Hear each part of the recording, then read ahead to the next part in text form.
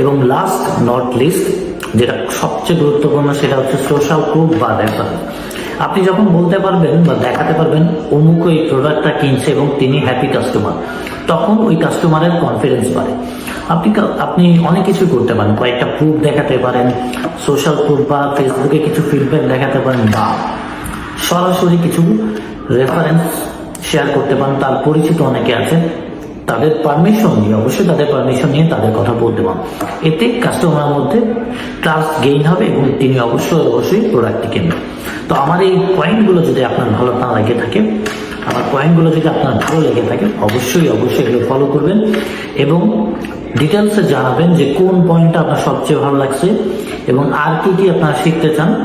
আমি অবশ্যই তা নিয়ে ভিডিও করবো। এবং এটা কোনো বেসিক ছিল না, এটা ছিল মূলত সাইকোলজি, সেলস সাইকোলজি, যা আমি শেয়ার করলাম। এবং আরো ডিটেলসে আমি আপনাদের সাথে সেলস নিয়ে আলোচনা করব।